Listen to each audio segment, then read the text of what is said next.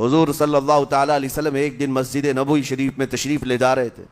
ممبر پر آپ نے قدم رکھا, آمین کہا. پھر دوسرے زینے پر قدم رکھا, آمین کہا. تیسرے زینے پر قدم رکھا, آمین کہا. خطبہ مکمل کیا. صحابہ نے پوچھا, یا رسول اللہ صلی اللہ علیہ وسلم, ہر زینے پر آپ قدم رکھتے ہوئے آمین کس لیے کہہ رہے تھے؟ سنو, رسول پاک صلی اللہ علیہ وسلم ارشاد فرماتے ہیں کہ میں جب پہلے زینے پر قدم رکھا تو سید الملائکہ جبرائیل امین آئے اور دعا کرنے لگے. کیا دعا کیا؟ یوں کہا, یا رسول اللہ صلی اللہ علیہ وسلم, وہ شخص ہلاک و برباد ہو جائے جو آپ کا نام سنے اور پھر اس کے بعد درود نہ بھیجے. حضور فرماتے میں نے آمین کہا. حضور کا نام سنتے ہی آپ کی زبانوں پر درود آ جانا چاہیے. اللہم صلی علی سیدنا محمد وآلہ وصحبہ وبارک وسلم. میرے آقا فرماتے ہیں دوسرے زینے پر قدم رکھا تو جبرائیل امین نے یوں کہا, یا رسول اللہ صلی اللہ علیہ وسلم, وہ شخص ہلاک و برباد ہو جائے جو زندگی میں اپنے ماں اور باپ میں سے کسی ایک کے بڑھاپے کو پایا اور ان کی خدمت کر کے جنت نہیں حاصل کر سکا بلکہ ان کو ایسے ہی چھوڑے رکھا, ایسا شخص برباد ہو جائے. حضور فرماتے میں نے آمین کہا. پھر جبرائیل امین نے کہا تیسرے زینے پر قدم رکھتے ہی. میرے آقا فرماتے ہیں جبرائیل نے یوں دعا کی کہ اے اللہ کے رسول, وہ شخص ہلاک و برباد ہو جائے جو رمضان کا مہینہ پایا لیکن اس کا ادب نہیں کر سکا, اس کا احترام نہیں کر سکا. حضور فرماتے میں نے اس پر بھی آمین کہا. جس کی ہلاکت کے لیے جبرائیل امین دعا کر رہے ہوں اور اس دعا پر سید الانبیاء آمین کہہ رہے ہوں, ایسے شخص کی بربادی کا کیا انجام ہو سکتا ہے؟ وہ کتنا بد نصیب ہوگا. اسی لیے میرے عزیزوں, مسلمانوں میں یہ رواج ہی نہیں ہونا چاہیے کہ اٹھ کر کے پوچھتے رہیں روزہ ہے کہ نہیں ہے, روزہ ہے کہ نہیں ہے. مسلمان ہے تو روزہ ہے, اور یہ کوئی آپشنلی عبادت نہیں ہے کہ 4 رکھ لیا 2 نہیں رکھا. آپشنلی نہیں, یہ فرض عین ہے. ایک روزے کو چھوڑنے کا گناہ فرمایا گیا 600 سال تک اسے دوزخ میں رکھا جائے گا. 600 سال تک. یہ معمولی چیز نہیں ہے. اور جن کے پچھلے روزے قضا ہو چکے ہیں معاف نہیں ہوں گے. تھپڑ مار لیں گال پہ, توبہ توبہ کر لیں, معاف نہیں ہوں گے. توبہ تو کرنے کے ساتھ ساتھ قضا بھی کرنا ہوگا. جب موقع ملے سال بھر میں اپنے چھوٹے ہوئے روزوں کو واپس کرنا ہے. اس کی اہمیت میں آپ کو بتا دوں, ایک روزہ اگر جان بوجھ کر کے کسی نے توڑا یا چھوڑا تو جانتے ہیں اس کا کفارہ کیا ہے؟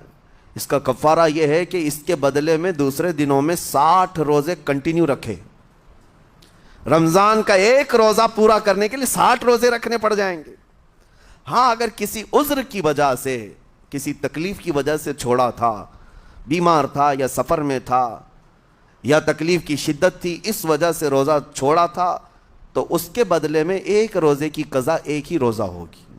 لیکن بغیر کسی عذر کے, شہوت کی وجہ سے, نفس پرستی کی وجہ سے توڑا تھا یا چھوڑا تھا تو پھر 60 روزے رکھنے پڑ جائیں گے. اس سے اندازہ ہوتا ہے کہ ایک روزے کی اہمیت کیا ہے رمضان کے.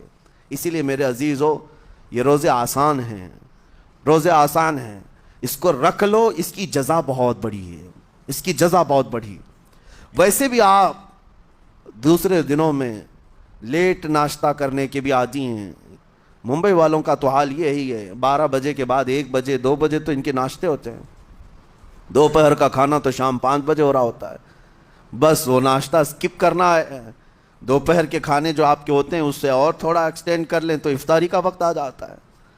کوئی بہت بڑی دقت کی بات نہیں, کوئی بہت بڑے بوجھ کی بات نہیں, آسان ہے. آج الحمدللہ ہمارے 5 سال 6 سال کے بچے روزہ رکھ لیتے ہیں.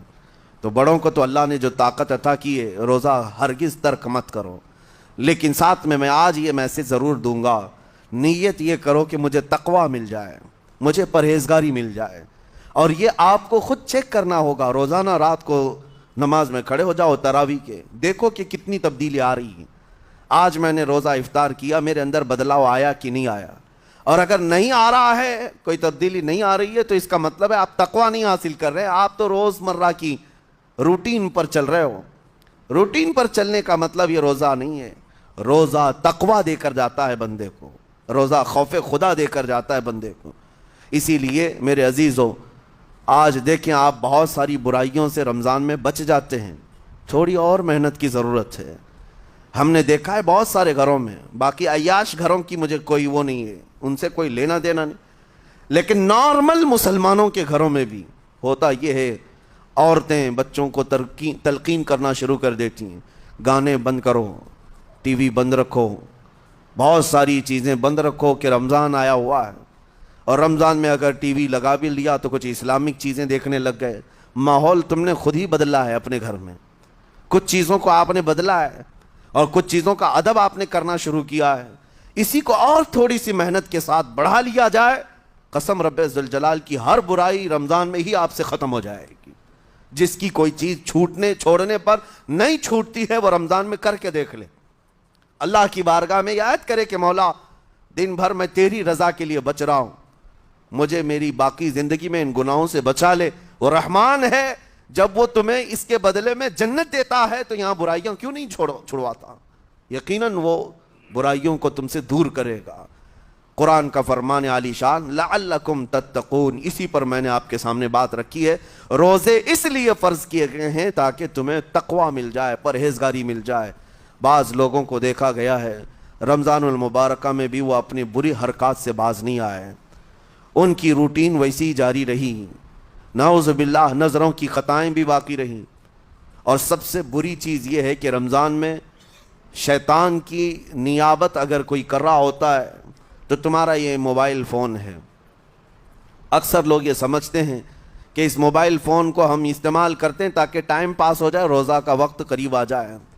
اس ٹائم پاس کے چکر میں تم کیا کیا دیکھتے رہ جاتے اور کہاں تک یہ چیزیں پہنچاتی ہیں تمہیں اندازہ بھی نہیں ہوتا، احساس بھی نہیں ہوتا، تو تمہاری رہی صحیح عبادت کو بھی یہ ہضم کر جاتا ہے، کھا جاتا ہے۔